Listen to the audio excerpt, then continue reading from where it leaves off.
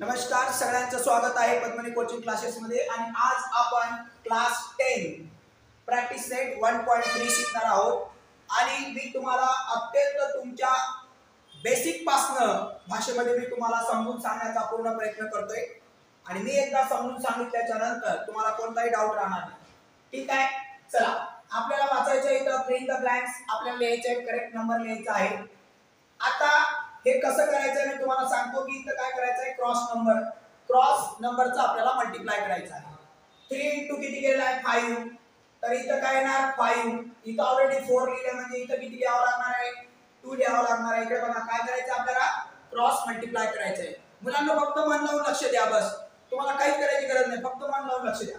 Okay, चला आता इथं आपल्याला आन्सर बघायचा आहे। इथं बघा 5 3 चा किती होणार आहे 15 मायनस हे ऑलरेडी इथं स्टेप दिलेली आहे आणि याचं बघा अंडरलाइन केलेलं आहे। 4 2 चा किती आहे 8, हे सुद्धा तुम्हाला इथं दिलं आहे। आता याची जर दोघांची मायनस केली तर आन्सर किती येणार आहे 7। किती येणार आहे 15 8 किती होणार आहे 7। क्लियर, हा आहे तुमचा पहिला क्वेश्चन आणि खूप इझी असा हा पद्धतीचा काय होता क्वेश्चन होता। क्लियर, चला आता आपण बघूया नेक्स्ट।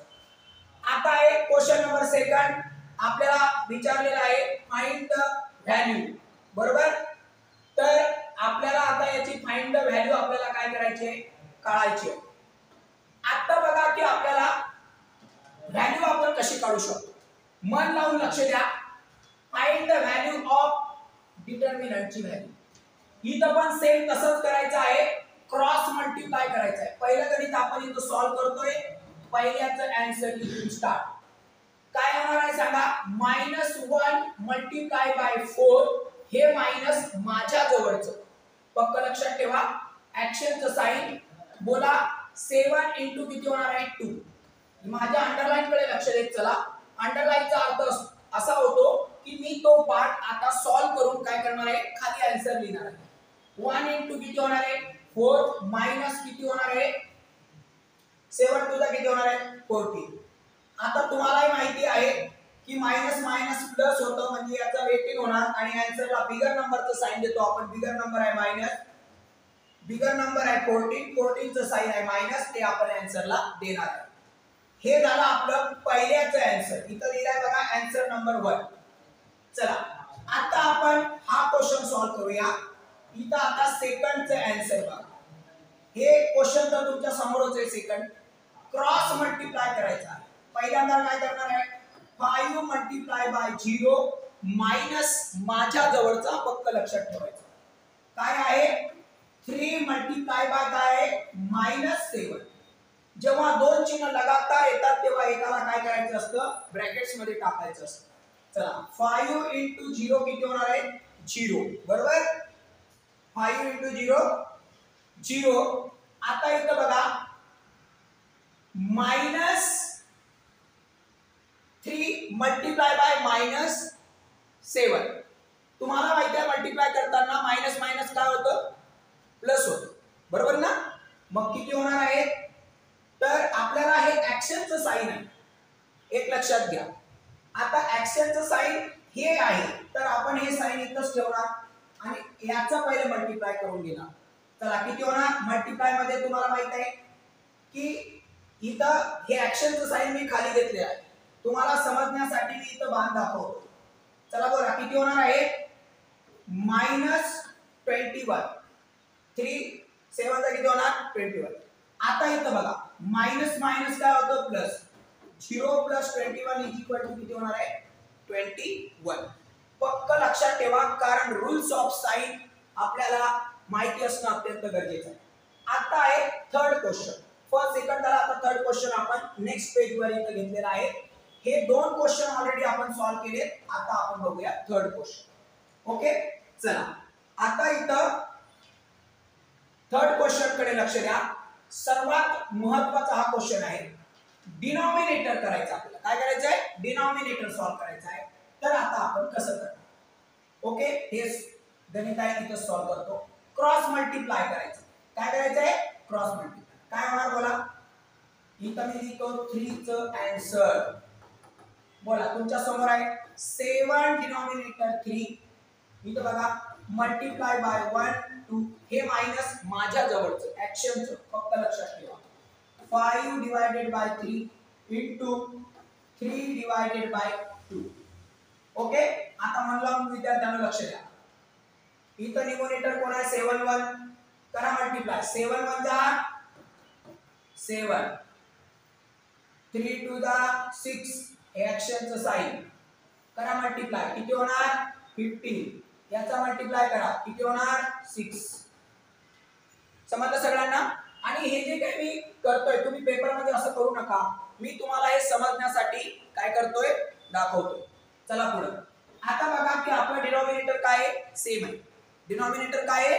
सेम आहे आता डिनॉमिनेटर सेम आहे म्हणून जसाचा तसाच राहणार आता इथं काय होणार 7 मायनस किती होणार आहे 15 7 मायनस 15 म्हणजे तुम्हाला माहिती आहे की -8 आन्सर आहे आणि हा 6 जसाचा तसाच क्लियर कारण डिनॉमिनेटर जर सेम असेल तर सेम करायची गरज नाही बेसिक लेक्चर माझं बघून घ्या आता त्यानंतर इथं बघा 2 4 जा आणि 2 3 जा आन्सर किती आलं -4/3 ओके हे झालं आपलं थर्डचं आन्सर काय केलं आपण क्रॉस मल्टिप्लाय केलेला आहे इथं आणि इथं आपण वरच्या वरच्याचा मल्टिप्लाय केला आहे 7 1 जा 7 हे 6 5 3 जा 15 हे 6 हे सेम आहे म्हणून इथं घेतलं वरच्या वरच्याचं आपण ऍक्शन केली मायनस आहे म्हणून मायनस केलं प्लस असतं तर प्लस केलं असतं आणि हे याचं आपण छोटं रूप दिलं क्लियर समजलं आता हे आपले काय झालं 3 क्वेश्चन सॉल्व झाले ओके कॉपी करून घ्या आता आपण बोलूया नेक्स्ट क्वेश्चन कडे खूप इम्पॉर्टंट क्वेश्चन आहे आणि मी तुम्हाला असं गजब मध्ये सांगतो ना तुम्ही जिंदगीभर विसरणार नाही फक्त मन लावून लक्ष द्या काय करायचं बाळांनो आपल्याला क्रॅमर्स रूल्सनं सॉल्व करायचं आहे ओके चला एक लक्षात घ्या कोणतंही क्रॅमर्स रूलचं गणित ax + by = c या फॉर्म मध्ये पाहिजे असं तर ठीक नसं तर करून घ्यायचं आता हे काय आहे a म्हणजे नंबर b म्हणजे नंबर आणि c म्हणजे नंबर पण हा नंबर इक्वलच्या साइनच्या कुठे पाहिजे उजव्या साइडला पाहिजे हा जनरल फॉर्म आहे क्रॅमर्स रूलचा असं असं तर ठीक नसं तर काय करायचं करून घ्यायचं ओके चला आता लक्ष द्या आता हे गणित अशा फॉर्म मध्ये आहे आणि हे पण गणित इथं दोन गणित आहेत दोन भाग आहेत पार्ट गणिताचे बरोबर हा इथून इकडं आणि इथून इकडं आता मी हे खाली लिहितो 3x बरोबर हा मन लावून लक्ष द्या 3x - 4y = 10 मन लावून लक्ष द्या आता बघा इथं a1 किती आहे 3 b1 किती आहे -4 आणि c1 किती आहे 10 कळलं हा तुमचा a असतो हा b असतो आणि हा c असतो आता सेम तसंच इथं पण आता तुमचा इथं हे जनरल फॉर्म मध्ये आहे म्हणून हा तुमचा a आहे हा तुमचा b आणि हा तुमचा काय c पण हा काय a2 लक्षात घ्या a2 किती आहे 4 b2 किती आहे 3 b2 किती आहे आपला 3 आणि त्यानंतर c2 किती आहे आपला 5 c2 किती आहे 5 हा काय आपला a2 b2 आणि c2 इकडे बघा काय a2 b2 आणि काय c2 बरोबर सगळ्यांना कळालं हां आता आपल्याला एक फॉर्म्युला वापरायचा आता फॉर्म्युला कोणता आहे तर आपला जो फॉर्म्युला आहे तो पहिले आहे d त्यानंतर आहे dx आणि त्यानंतर आहे dy काय आहे dy आता इथं d चा फॉर्म्युला कोणता बरोबर त्यानंतर dx चा कोणता आणि dy चा कोणता ओके तर आता आपण काय करूया मी तुम्हाला थोडं बॅक मध्ये घेऊन जातो ओके आणि आपल्याला तुम्हाला मी बॅक मध्ये घेऊन जात असताना तुम्हाला मी याचा फॉर्म्युला दाखवतो की एक्झॅक्ट काय आहे बरोबर फंडामेंटल मध्ये आपल्याला काय करायचं असतं एक्झॅक्ट. ओके, हे आपलं ई बुक लायब्ररीचं काय बुक आहे. बरोबर, सगळ्यांनी मन लावून इथं लक्ष द्या. चला बघा, हे आपले 3 फॉर्म्युले आहेत. सगळ्यांनी एकदा इथं लक्ष द्या. डी चा फॉर्म्युला आहे A1 A2 B1 आणि B2. पाठ करून टाका कारण आपल्याला तिकडे त्याला राईट करायचं. dx चा फॉर्म्युला आहे C1 C2 B1 B2 आणि dy चा फॉर्म्युला आहे A1 A2 आणि C1 C2. बरोबर, आता याला आपल्याला तिकडे लिहायचं आहे. पक्क लक्षात ठेवा की कोण अगोदर आहे. इकडे A1 A2 आणि इकडे काय आहे C1 C2 B1 B2, इथं आहे A1 आणि C1. या गोष्टीकडे आता पक्क लक्षात ठेवा आणि हेच फॉर्म्युले आता आपल्याला काय करायचे आहे तिकडे आपल्या पुढच्या पेजवर घ्यायचे आहे. बरोबर, पक्क कळालं तुम्हाला. चला आता आपण आपल्या मेन पेजवर चला. काय फॉर्म्युला आपला, तो जो फॉर्म्युला आहे तो फॉर्म्युला आहे आपला आता A1 A2 B1 B2. बरोबर, हा फॉर्म्युला काय आहे आपला C1 C2 B1 B2 dx चा फॉर्म्युला. पाठ करा. त्यानंतर याचा फॉर्म्युला काय आहे, याचा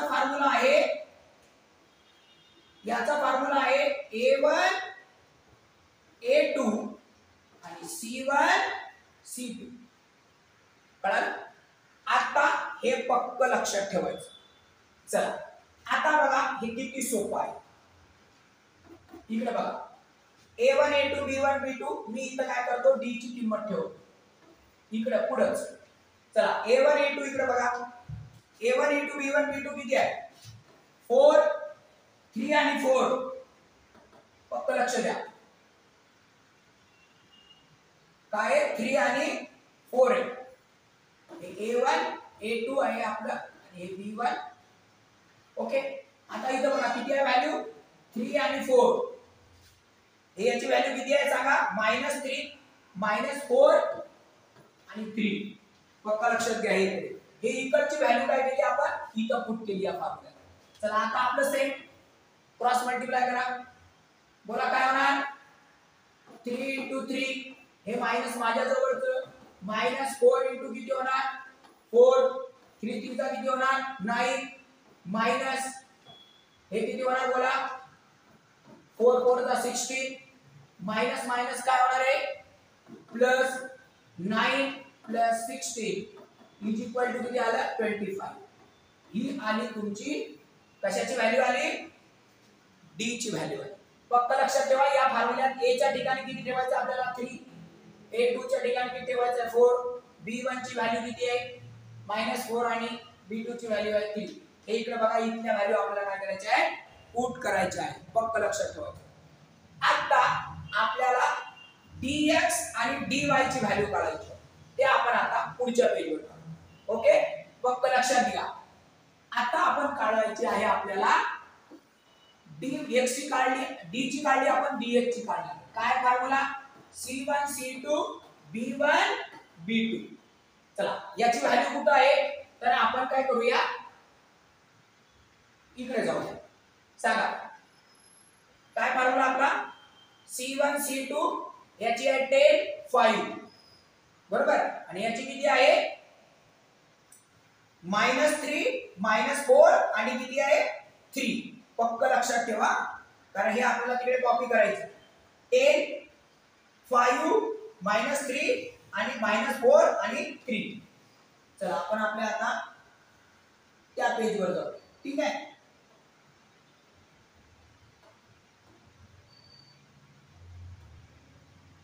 हा चला किती आहे याची व्हॅल्यू सांगा. मी इथं सॉल्व करतो. इथं 10 5 याची किती आहे -4 आणि 3.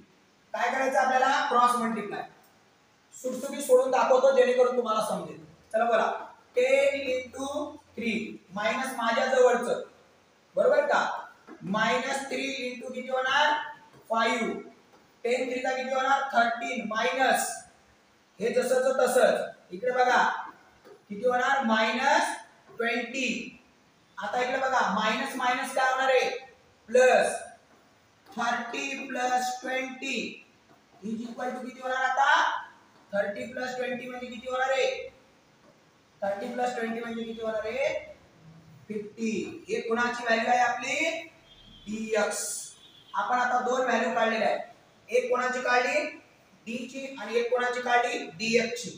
आता आपली व्हॅल्यू राहिलेली आहे dy ची. dy ची व्हॅल्यू काढताना आपल्याकडे फॉर्म्युला आहे a1 a2 आणि a1 a2 आणि काय आहे c1 c2. काय फॉर्म्युला आपल्याकडे c1 c2. चला बोला टाका किंमत a1 a2 ची तर तुम्हाला माहितच आहे आपल्याकडे. ओके तुम्हाला आठवण नसेल तर आपण मागच्या पेजवर तुम्हाला घेऊन जाऊ. हे बघा 3 आणि किती आहे 4 c1 2 ची तुम्हाला माहित आहे 10 आणि किती आहे 5. ओके चला आपण जाऊया आता आपल्या पेजवर. चला किती आहे याची किंमत 4 आणि 3. परत एकदा बघून घ्या 3 आणि 4 काय 3 आणि 4 3 आणि 4 याची व्हॅल्यू किती आहे 10 आणि 5. चला करा क्रॉस मल्टिप्लाय बघा पटापट किती होणार सांगा 3 into 5 इथे किती होणार 10 into 4. हे जे मायनसचं चिन्ह आहे माझ्या जवळच आहे इथे किती होणार बोला 15 मायनस किती होणार बोला बरोबर. आता 15 मायनस हे किती होणार तर -25 होणार कारण आन्सरला आपण काय करतो बिगर नंबरचं साइन देतो. इथे बिगर नंबर 14 आहे म्हणून त्याचं साइन आलं फक्त लक्षात ठेवा. आता ही कुणाची व्हॅल्यू आहे dy ची. याला मी असं समजण्यासाठी काय करतोय बॉक्स करतोय बरोबर. चला आता आपल्याकडे dx ची व्हॅल्यू आली dy ची आली आणि त्यानंतर आपल्याकडे d ची पण व्हॅल्यू आलेली आहे. कशाची व्हॅल्यू आलेली आहे आपल्याकडे d ची आपण काढली किती काढली 25. d ची बघा किती काढली 25 तुमच्या समोर आहे बरोबर का.